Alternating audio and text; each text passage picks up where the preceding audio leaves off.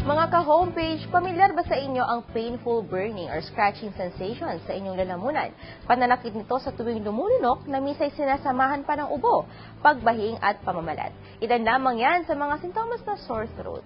Kaya naman para mas mapalawak pa ang kaalaman kung paano mapapangalagaan ang ating lalamunan at maiwasan ang pagkakaroon ng sore throat, makakasama natin ngayon sa programa ang ating ENT specialist, si Doc Renela Canilaw. Hello, Doc Rene, welcome back. Yes, thank you very much, Doren. Opo.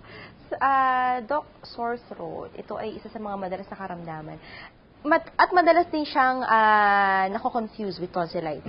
Ano po bang kaibahan ng dalawa? Ang sore throat, pagka tinagalog mo, masakit ang lalamunan. Literal. Literal. Okay. Opo. So, siya yung nararamdaman. Siya yung sakit na nararamdaman. Okay po. Pero, ang tonsillitis, siya yung karamdaman mismo. Siya yung disease.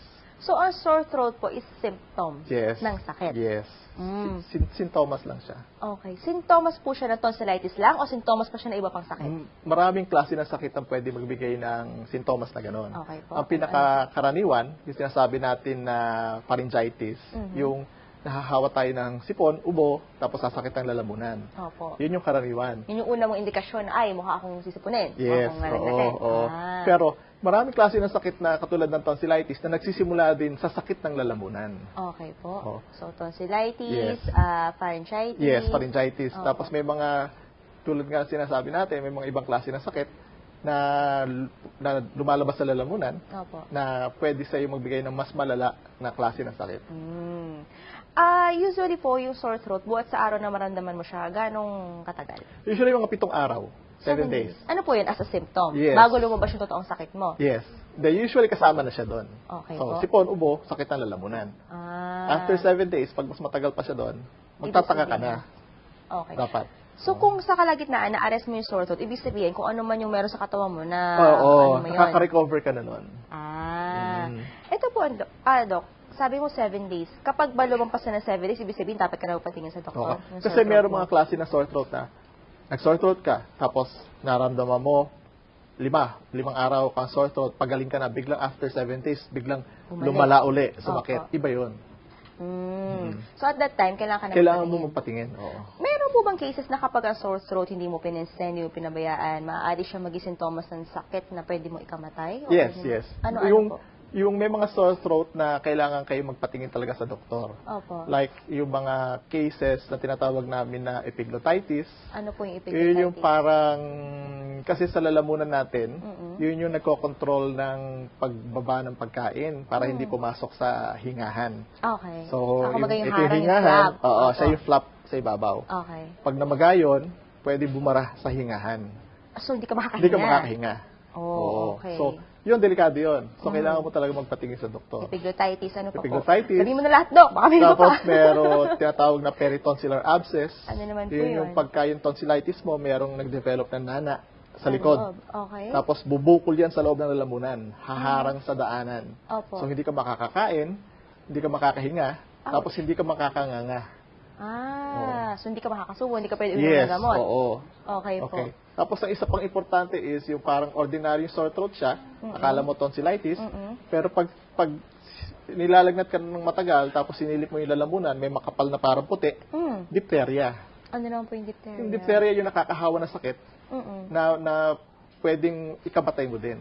Oo. Alam ko po, di ba yung mga bata, binabakunahan? Oo, yung may mga karaniwan, pag sanggol ka, bata ka pa, binibigyan ka ng diphtheria na vaccine. Opo. Oo, yun yung nilalabanan niya na sakit. Kasi nakakahawa siya sobra. So, hindi pala basta-basta ang sore throat na, Doc? Kailangan mong tingnan kung ano yung posible na maaaring maging sakit mo. Yes. Ano po ang gagawin mo, Doc, kung for example may sore throat ka? Sabi nila kasi magmumug ka raw ng asin na tubig na may asin, tama po ba? Oo, nakakatulog yun. Tubig na may asin. Sabi nila, kung minsan maligam-gam na tubig, pwede rin. Opo. Pero pinaka-importante, kahit wala kang asin, magmumug ka.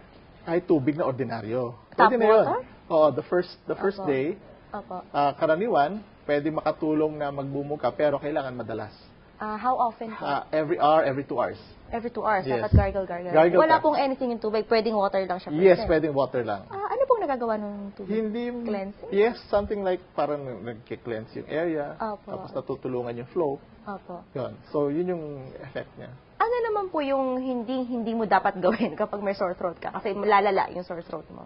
Well, ang experience namin is pagka patuloy kang nag-i-intake ng matatamis na pagkain, like Ayun. desserts, Guilty. or soft drinks. Opo. Yan. Kape, Doc? Kape pwede. Pero bawal ang kape sa sore throat na may paos. Ay, bakit po? Kasi yung laman ng kape nakaka-dry. Mm. So kung paus ka, tapos may sore throat ka, Opo. mas tatagal yung paus mo kasi palaging dry yung vocal cords. Kailangan mo siyang hydrated. Yes, tama? kailangan hydrated siya. Okay. So kasama sa bawal doon yung kape, anything caffeine containing. Opo. Iced Coffee, tea. iced tea, soft drinks. Opo, ay. Yun. Tea. Yes. Cold water, bawal po ba?